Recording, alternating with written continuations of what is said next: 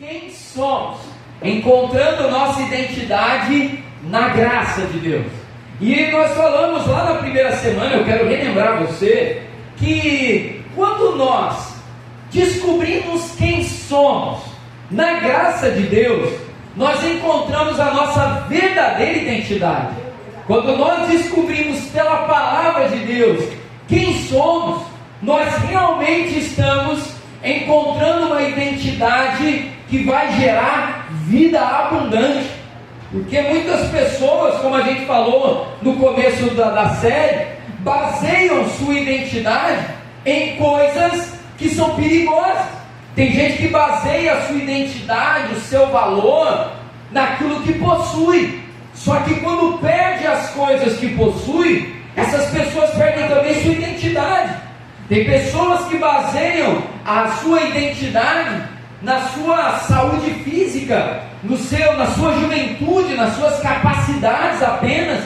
E aí quando se perde essas capacidades, essas pessoas perdem também a sua identidade. Quem eu sou? Meu Deus, a minha vida acabou. Só que quando nós encontramos nossa identidade na graça de Deus, nós encontramos uma identidade que não se perde. Nós encontramos uma identidade verdadeira. Nós encontramos uma identidade que é bênção demais para a nossa vida. E nós temos visto semana após semana que o Senhor nos criou seres humanos extraordinários, maravilhosos. O Senhor nos criou em dimensões tão variadas e ricas. Na primeira semana nós vimos ali uma primeira área da nossa vida, da nossa identidade. Nós somos seres espirituais. Nós temos uma dimensão espiritual, uma vida espiritual. Na semana passada nós falamos sobre a dimensão pessoal. Nós temos também capacidades, nós temos elas também. E hoje, nessa manhã, uma terceira área da nossa identidade que nós vamos tratar aqui é a nossa dimensão relacional. Nós vamos falar aqui nessa manhã sobre mais essa área da nossa identidade. Porque, amados, para viver aquilo que Deus nos criou para viver, nós não podemos ignorar nenhuma área da nossa identidade.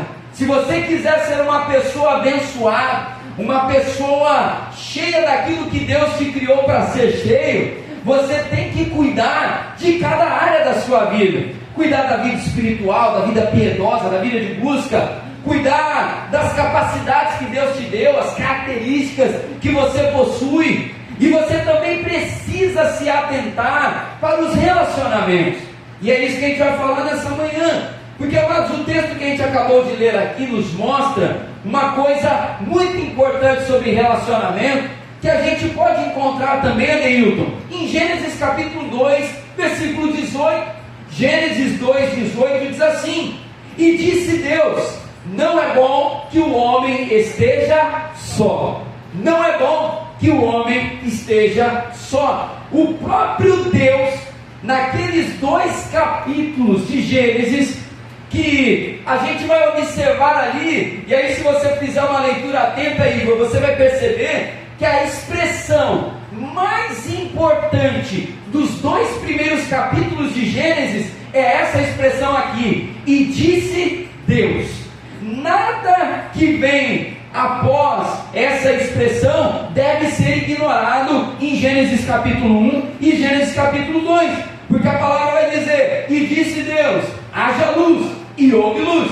E disse Deus, haja separação entre águas, e houve separação entre águas. Haja os animais, e houveram os animais.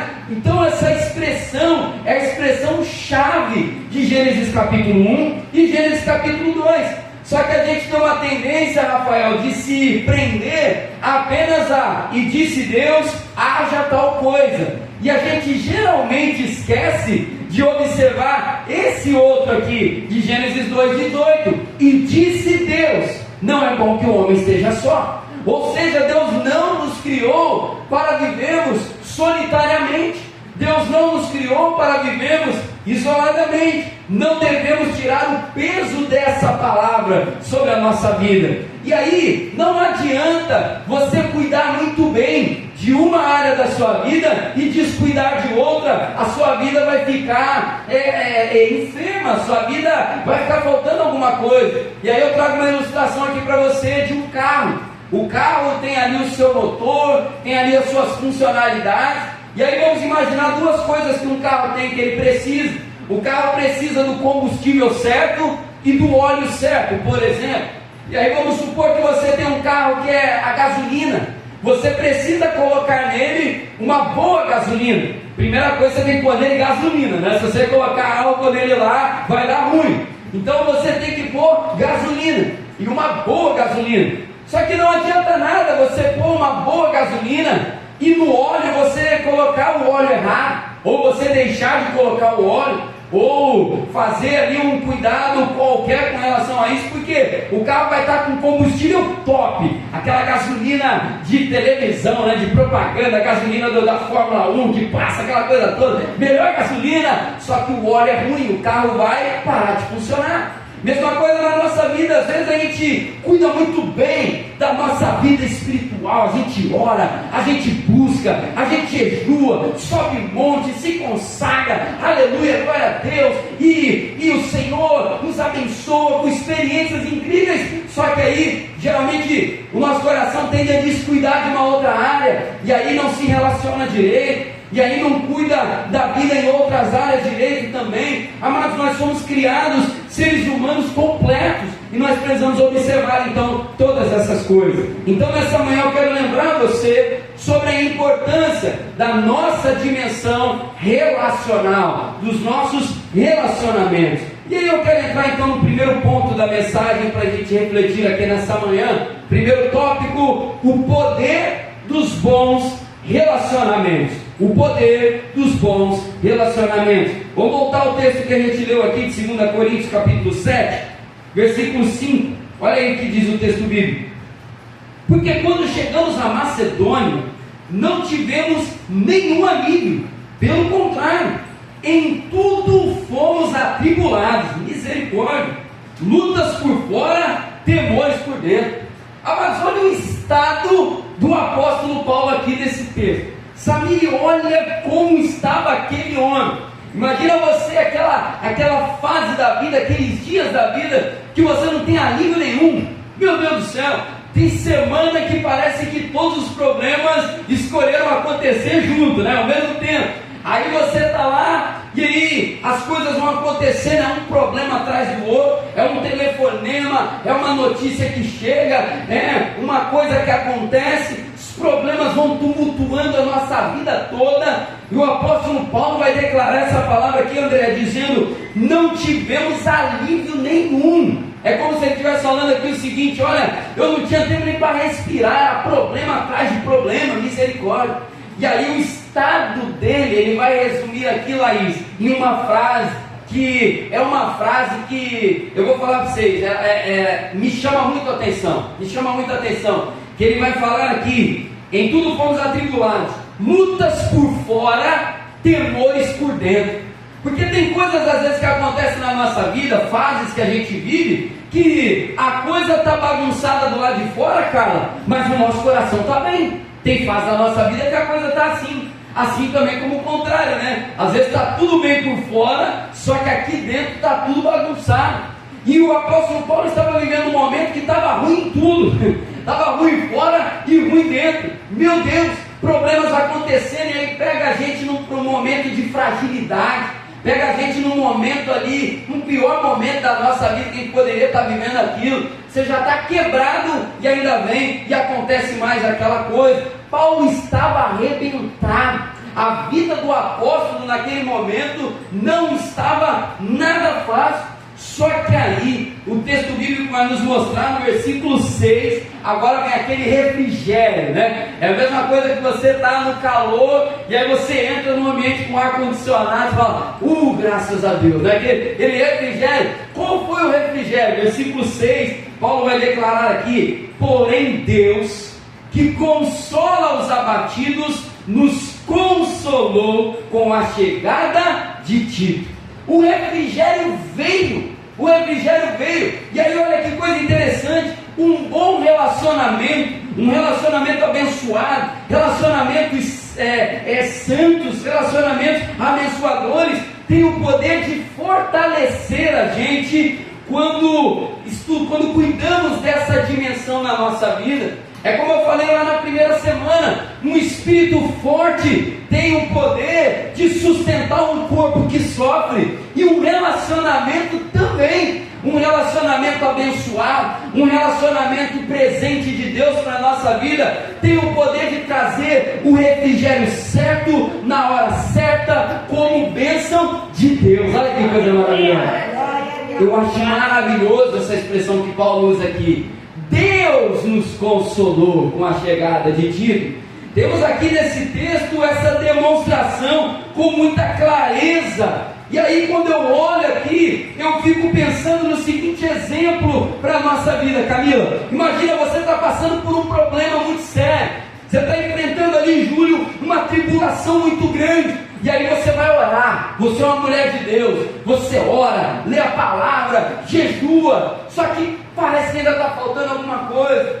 Aí você vai na sua casa e faz lá alguma coisa, assiste uma televisão, faz uma comida, pede alguma coisa, só que parece que ainda está faltando algo, parece que ainda está um vazio, tem uma dor ali que ainda não fechou, tem uma ferida ali que ainda não cicatrizou, e nós precisamos ser consolados. E aí o texto vai dizer aqui para nós: Deus consolou sim o apóstolo Paulo. Como que ele consolou? Enviando um amigo, enviando uma pessoa.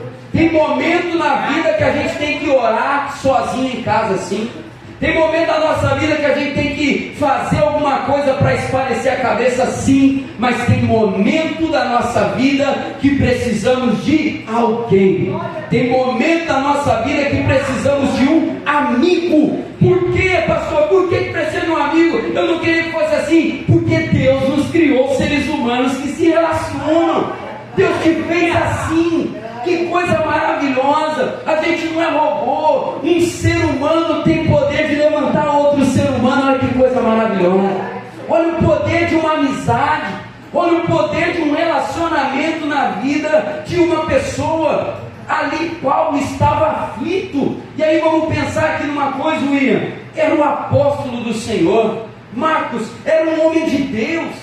Quanta responsabilidade Paulo tinha debaixo da sua vida ali. Um homem que plantava igrejas, um homem Camille que pastoreava, um homem que pregava, um homem que escrevia cartas, exortava. Você já parou para pensar quantas vidas Paulo cuidava, Paulo cuidou ao longo da sua vida? E aí você percebe uma coisa: naquele momento de fragilidade, se Paulo se abatesse, talvez pessoas ali seriam também atingidas por conta da queda de Paulo. Pessoas também seriam impactadas pelo mal-estar espiritual que Paulo estava vivendo naquele momento. E Deus levanta um amigo. Deus envia um amigo que levanta Paulo, fortalece Paulo, e como consequência milhares de pessoas foram abençoadas também, inclusive a gente aqui também. Milhões de pessoas, bilhões de pessoas, porque esse texto agora está na palavra de Deus e ela agora nos alimenta também. Um amigo tem poder para abençoar a sua vida e consequentemente vai abençoar a vida também daqueles que estão dependendo da sua ajuda, daqueles que estão abaixo também da sua responsabilidade. E aí a pergunta é inevitável que eu tenho que fazer para você nessa manhã: como está sua vida com relação a amigos? Como está a sua vida com relação a relacionamentos, a alianças verdadeiras? Quando nós falamos aqui de amigo, eu não estou falando só daquele amiguinho ali que você vê, dá um sorrisinho e tal, aquela coisa ali, né, superficial. O texto aqui está falando de um amigo que consola, de um amigo que entra na causa, de um amigo que chora junto. Tito era um parceiro de Paulo, e você pode ver isso na palavra em vários textos. Tito não era um coleguinha, era um amigo, e a gente tem que tomar cuidado com isso. Se a gente tem que fazer esse olhar na nossa vida, meu Deus, quanto tempo que eu tenho dedicado a estar com amigos verdadeiros, amigos que têm uma palavra de bênção para a minha vida, amigos que oram por mim, amigos que me amam verdadeiramente. Eu preciso ter essas pessoas na minha vida. Eu falei isso aqui numa pregação no ano passado, se eu não estiver enganado, de uma pesquisa que eu tinha visto falando sobre suicídio de pastores. É uma pesquisa já de alguns anos atrás, mas eu não vou lembrar agora os números exatos, mas uma coisa que quase todos eles tinham em comum era falta de amigos. Muita responsabilidade, muita preocupação, poucos amigos, ou nenhum amigo em muitos casos. Pessoas que se isolam e deixam de ter amizades verdadeiras se esgotam muito mais rápido. Um amigo tem um poder reparador na nossa vida muito grande. Você já parou para pensar que nós temos vários textos na palavra do Senhor que homens de Deus tinham amigos ao lado, tinham pessoas que estavam lado a lado. Jesus tinha os seus amigos, seus discípulos eram uma verdadeira família. Ele vai declarar isso inclusive em certa passagem. Nós não podemos ignorar essa verdade. Amigos são instrumentos de Deus para consolar as nossas vidas. Talvez tenha consolo na vida de alguém que pode estar me ouvindo nesse momento, que não vai ser curado com uma campanha de oração, que não vai ser curado com uma subida ao monte, que não vai ser curado com uma viagem, que não vai ser curado com mais dinheiro, que não vai ser curado com um corte de cabelo, com uma manicure, com uma pedicure. Tem coisa na nossa vida que só vai ser tratado com a presença de um amigo de Deus na nossa vida. Não ignore isso. A gente tem que ter essa sensibilidade. Não podemos ignorar. Deus escolheu cuidar de nós dessa maneira. E aí perceba que o texto vai dizer, eu quero até ler de novo o versículo 6: porém Deus, que consola os abatidos, nos consolou com a chegada de Tito. Olha aqui que coisa interessante. Paulo não foi consolado por algo que Tito levou. Paulo não foi consolado com algo que Tito falou à distância, mandou uma carta. Paulo não foi consolado com qualquer outra coisa. Foi a chegada de Tito, foi a presença de um amigo. A presença é importante. Estar junto no tete a tete é importante. É vida na vida. E o apóstolo Paulo dá esse testemunho para nós aqui, que a gente não pode ignorar. Se você ainda não tem amigos de caminhada mesmo, porque às vezes a gente tem amigos que não estão na mesma fé que a gente, e aí eu não estou falando que isso seja errado. Inclusive nós podemos ter bons amigos na família, no trabalho, que não são cristãos, mas que são pessoas que são amigos de verdade, que cuidam, que zelam, não tem a vida com Cristo que a gente tem, mas são pessoas, realmente pessoas que fazem a diferença positivamente. Elas vão ter a limitação delas, é claro, porque vai ter momento na nossa vida que a gente vai precisar de algo espiritual, e aí é por isso que eu quero enfatizar esse ponto aqui com você. Tenha amigos de fé ao seu lado. Tenha amigos, homens e mulheres de Deus. Sabe por quê? Pode ser que um momento o seu amigo que não vive a fé que você vive vai te dar um conselho que vai ser na maior das boas intenções, mas não será o melhor conselho para a sua vida. Não vai ser algo de Deus para a sua vida. Só que quando nós temos amigos que caminham na mesma fé que a gente, que caminham nos mesmos princípios que nós, que compartilham essa vida com Deus que a gente compartilha, eles vão entender muito melhor as nossas dores. Eles vão ter conselhos baseados numa palavra de Deus. Serão pessoas que vão nos abençoar verdadeiramente. Por isso eu quero te incentivar. Se você ainda não tem amigos na igreja, amigo cristão, às vezes até de uma outra denominação, não tem problema. Busque ter uma amizade dessa na tua vida. Se você ainda não tem, ore por isso. Senhor, eu quero esse amigo. Deus dá. Essa é uma resposta de oração que Deus manda mesmo. Se você não tem um amigo, uma amiga que caminha na presença do Senhor, ore por isso na tua vida, que você vai ganhar um presentão. Esse é o melhor presente aí, talvez você possa ganhar nesses próximos dias. Peça ao Senhor: Senhor, eu quero amigos. E eu quero amigos como Tito foi na vida do apóstolo Paulo. E aí você vê como que um amigo é importante. Eu lembro que certa vez eu estava com a Natane lá em casa. Natane muito observadora. E eu estava mal, eu estava cansado, eu estava enfrentando algumas crises também, algumas batalhas espirituais. Não é um momento fácil. E às vezes eu uso muito uma expressão que os parentes, os amigos usam lá em São Paulo, às vezes eu vou encrunhando lá que eu nem percebo, né? Aquele momento você vai se fechando, sabe, Zelinha? Você vai se fechando, você vai ficando meio carancudo dentro de casa, fica dentro do quarto lá, às vezes mais tempo estudando, às vezes não está nem estudando, está lá olhando por nada, e aí fica isolado. Eu estava vivendo um momento mais ou menos assim. Eu estava vivendo um momento de muita pressão e a Natane percebeu e ela perguntou: está tudo bem? E na minha cabeça estava tudo bem, só que ela percebeu que não estava. Ela percebeu que não estava, e aí a sabedoria, né? Glória a Deus aí pelas mulheres sábias. Deus abençoe a vida de vocês, tá? Vocês são muito importantes, né? A Natane percebeu, e aí sem eu saber ela marcou para um amigo nosso ir lá para casa, sem eu saber. E aí, estava lá um belo dia, chegou lá na minha folga, Natane falou: ó, se arruma aí que o Fernando está vindo aí, ele e Elisângela. Eu falei: rapaz, mas como assim estou vindo aí? O Fernando nem me avisa nada. Ela falou: não é você que chamou não, dessa vez quem chamou fui eu. Eu falei: poxa, mas como assim você marca coisa e nem me pergunta se eu ia ter alguma coisa? Ela falou: não importa, ele está vindo aí. E aí eu até estranhei, né? Eu fiquei olhando e falei: rapaz, mas como assim, velho? O Natane não faz essas coisas. E aí ele chegou lá, e aí eu estava ainda meio abatidão e tal. Só que aí vai brincando, vai dando risada, vai conversando, come alguma coisa. Fui levantando. No final do dia, quando o Fernando já estava para ir embora, ele me chamou para conversar. Ele é pastor também, né, lá em Copacabana, muitos de vocês aqui conhecem. E aí ele sentou comigo e ele falou: ó, você está bem? Eu falei: cara, tô. Ele falou: não, eu vou te perguntar de novo. Natane conversou comigo: você está bem? Aí eu desabafei, aí eu comecei a puxar um monte de coisa. Eu falei: realmente, eu não estou bem, estou descobrindo isso agora.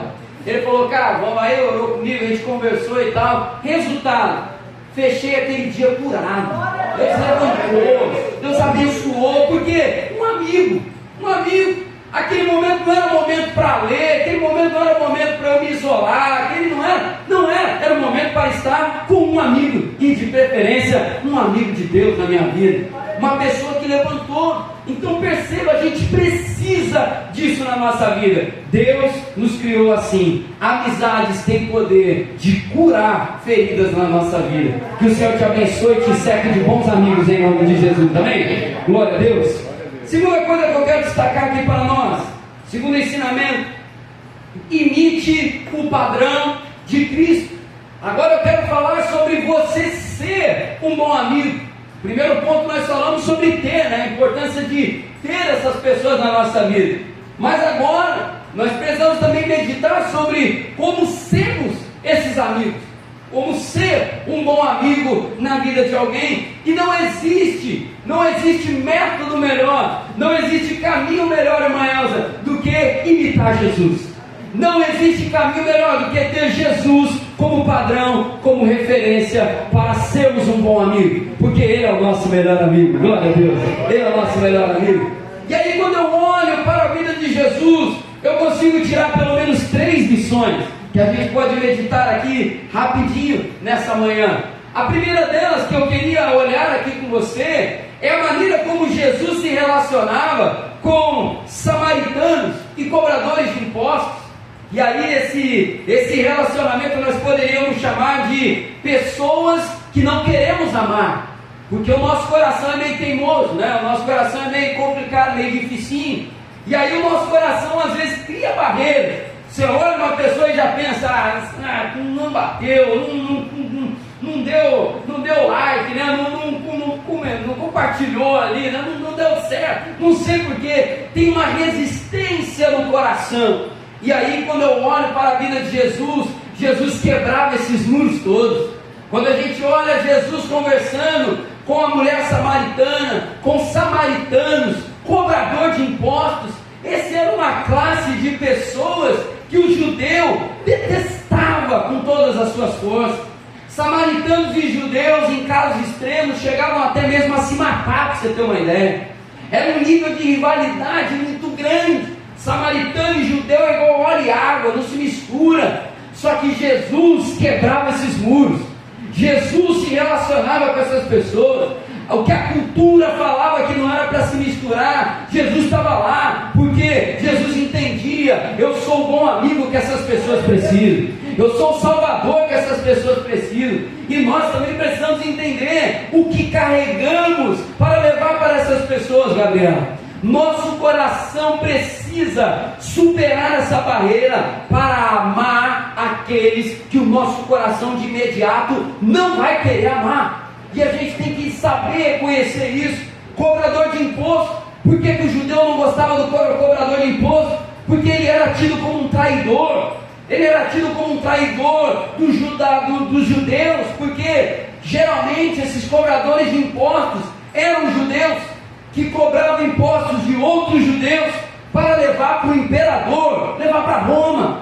Então esses homens eram tidos como traidores. Vocês vêm para cá para tirar o que é nosso e levar para aqueles pagãos, levar para aqueles gentios, levar para aquelas pessoas. Então o cobrador de imposto era tido como uma escória, como um lixo na sociedade, era desprezado. E aí a gente vai ler os evangelhos: Jesus na casa do publicano, Jesus na casa do cobrador de impostos. Aí a gente olha para esse texto e já pensa assim: André, meu Deus, um só já é problema. Só que aí o texto vai dizer que o cobrador de impostos, Simone, trouxe mais cobradores de impostos.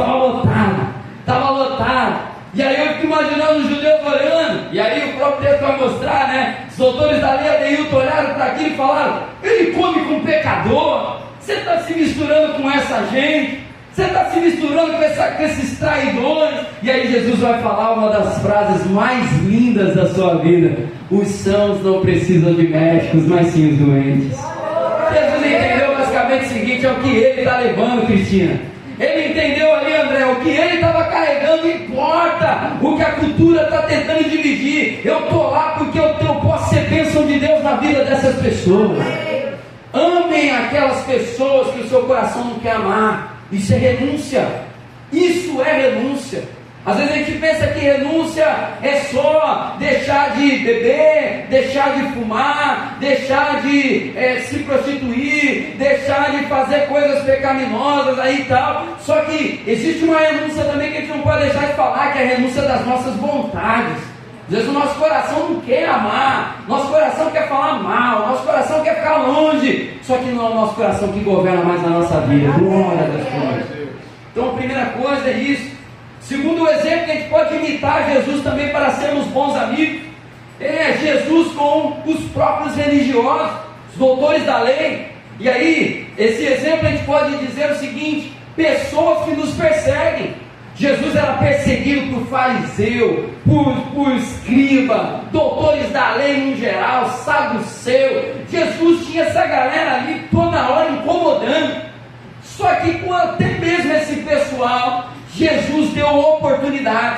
Você vai encontrar textos na palavra de Jesus sentando com um fariseu para conversar, Jesus interagindo com esses homens que queriam o mal de Jesus, e Jesus estava ali dando a sua atenção, Jesus estava ali dando oportunidade de transformação. Esse é um exemplo para nós de amar, de se relacionar, para abençoar vidas de pessoas que naquele momento não querem o nosso bem.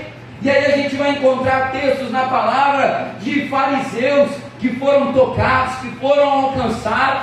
Nós vamos ver ali que esses contatos, esses momentos geraram transformação na vida de homens como esses aí. Não foram muitos, mas nós temos alguns relatos lá nos evangelhos de homens que, graças a essa abertura de Jesus, de sentar com eles, de conversar com eles, tocou o coração daqueles homens. E o relacionamento tem poder. Aí essa citação é maravilhosa, e eu faço questão de trazer para você: relacionamentos abençoados, conduzidos pelo Senhor, Rogério, conduzidos pelo Senhor, Fernanda, tem poder de transformar inimigos em amigos. Relacionamentos conduzidos em santidade, no temor do Senhor, segundo a palavra de Deus, irmão Bete, tem poder de transformar aqueles que nos odeiam em amigos na nossa vida.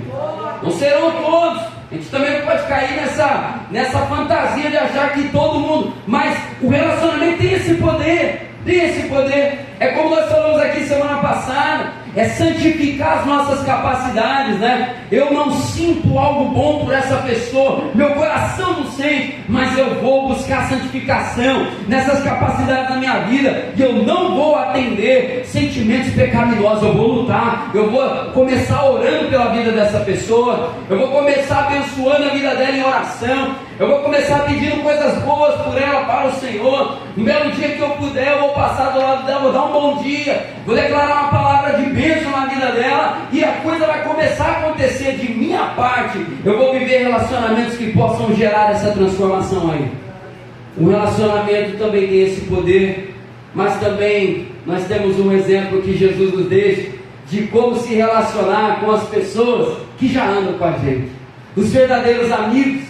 E os exemplos que eu vejo de Jesus com os verdadeiros amigos é muito lindo, é maravilhoso. Os verdadeiros amigos, os discípulos, Jesus andava do lado, Jesus conversava, Jesus comia com eles, Jesus estava ali em momentos de qualidade, puxava a orelha, honrava, falava palavras de instrução. Jesus também nos mostra o que é ser um bom amigo. Um bom amigo é aquele que está ali para edificar, está ali para ser bênção na vida do outro, mesmo que a situação possa ser desconfortável. Eu olho para o exemplo de Pedro, teu xará, e aquele texto de Pedro é incrível, é incrível. Ali é um exemplo claro do que era ser amigo de Jesus. Um belo momento, num texto anterior, Jesus faz a pergunta para os discípulos: quem estão falando aí que eu sou? E aí cada um começa, né? Estão falando que é tal coisa, estão falando que é Elias, estão falando isso e aquilo outro. Aí levanta Pedro e fala assim: olha, o Senhor é o Cristo, Filho do Deus vivo. E aí Jesus fala: bem-aventurado és tu, Pedro, porque não foi carne nem sangue que revelou isso. Jogou Pedro lá em cima, né? Maravilha, Pedro, é isso aí, Pedro.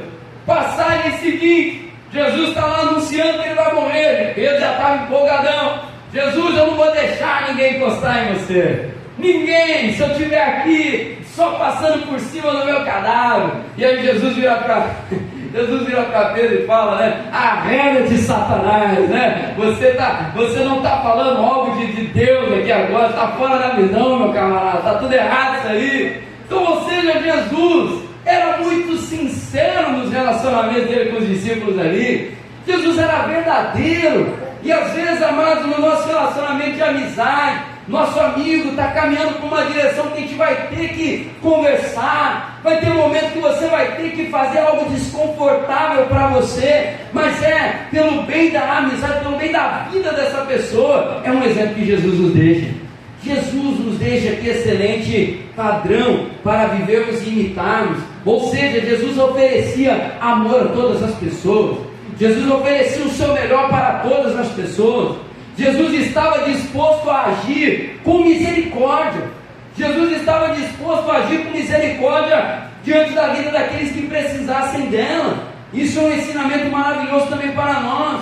Jesus não se preocupava em ficar provando coisas para as outras pessoas. Ele testemunhava, ele oferecia aquilo que ele carregava. Jesus não cedia aos pecados da cultura que tentava separar as pessoas, e nós também precisamos agir dessa maneira. Como que Jesus vivia a sua vida? Nós vamos ver isso em vários momentos. Jesus se guiava pela palavra que vinha do Pai. Jesus se guiava, e a palavra de Deus é a instrução que a gente precisa para construir e viver relacionamentos que podem abençoar a nossa vida. E aí eu deixo algumas perguntas para você. O que a Bíblia nos ensina sobre crises e feridas? O que a Bíblia nos ensina? Diante de uma situação, Rafael, a pergunta que a gente tem que fazer é a seguinte: o que a Bíblia me ensina sobre esse momento aqui? O que a Bíblia me ensina sobre essa crise aqui que eu estou enfrentando? Sobre feridas, meu amigo me feriu, pisou no meu pé, porque relacionamento é assim, gente, ser humano. Ninguém aqui está se relacionando com anjo, não. A pessoa tem um amiguinho do lado aí, ó, maravilhoso, maravilhosa, gente boa, bonito, cheiroso, é uma pessoa bacana, se veste bem, é uma pessoa agradável, é uma pessoa muito bacana, está do lado, mas é ser humano. Ser humano pisa no pé, tromba, às vezes ser humano dá uma vacilada. É isso, é isso. E é o que a Bíblia nos ensina sobre lidar com o ser humano. E aí, Sermão do Monte. Bem-aventurados os pacificadores. Bem-aventurados os misericordiosos. Bem-aventurados. E a gente vai vendo ali os mansos. Mas está lá diante de nós. Diante de nós. Construa relacionamentos baseados na misericórdia, porque ele será duradouro. E aí o que mais? O que a Bíblia nos ensina sobre cuidado, o que a Bíblia nos ensina sobre sabedoria, o que é que a Bíblia nos ensina diante das crises de relacionamento, de problemas, ou de coisas boas até, se conduza pela palavra de Deus. Eu quero fechar então essa palavra essa manhã para a gente poder orar, trazendo aqui para você então, pontuando essas coisas todas. Nós temos uma dimensão relacional. E o inimigo investe nessa área contra nós. O inimigo investe muito nessa área. Ao longo dessa caminhada aqui, inclusive, muitos de vocês, até mesmo aqui na nossa igreja, em outros lugares, às vezes a gente conhece pessoas que chegam extremamente feridas por relacionamentos. Pessoas que às vezes chegam desanimadas. A gente encontra muitos desses casos. Talvez isso tenha sido a sua história em algum momento da sua vida. Diante de uma ferida causada por um relacionamento, você deve ter pensado assim: quer saber do negócio? Eu vou ficar no meu canto. Quer saber do negócio? Eu vou parar com esse troço aí de relacionamento. O ser humano é muito complicado. Meu Deus do céu, o ser humano é muito... Eu vou criar passarinho na gaiola, vou levar para a praça, o passarinho vai ficar cantando ali para mim ali. O ser humano é muito difícil. E aí às vezes a gente fica se desanimando por causa de relacionamento, porque relacionamento dá trabalho. Só que aí não adianta. Quando o Senhor começa a trabalhar na nossa vida, o Senhor começa a trabalhar no nosso coração, daqui a pouco já está no meio de novo, porque a gente foi criado para isso mesmo. Não adianta. Quando a gente tenta correr, quer saber, Senhor, parou, eu vou viver só com o Senhor agora. Você abre para Deus trabalhar a sua vida, sabe o que vai acontecer? O cajado do bom pastor vai trazer você de volta para o meio do rebanho de novo. Vai, então tá bom. É isso que Deus faz. E às vezes a gente faz isso, né? Senhor, agora é o seguinte, só eu e ti agora. Ai, meu. Não vai esse negócio. E aí eu abro meu coração. Deus trata na minha vida. Trata. E aí o Senhor começa a tratar. A ovelha perdida vai voltar para o rebanho de novo. Ele faz isso. Porque a gente foi criado para bom relacionamento. Nós somos criados para viver assim. Gênesis 2:18. 2 Coríntios 7, 5 ao 7. Tantos outros textos. Nós fomos criados para viver e nutrir bons relacionamentos. No fim de tudo concluímos. Não adianta. Fomos criados para isso. E eu oro nessa manhã, pedindo ao Senhor sabedoria, bênção que precisamos para viver bons relacionamentos curadores em nome de Jesus. Amém. Se você chegou aqui nessa manhã e faz tempo que você não senta com um amigo, com uma amiga, para tomar algum café, tomar uma água, bater um papo durante algumas horas, já coloca isso aí como objetivo para a tua vida nos próximos dias. Já joga, já chama um amigo e fala: ó, você está intimado para tomar um café comigo, para tomar um suco comigo. Vamos ter um momento de qualidade junto, porque relacionamento fortalece.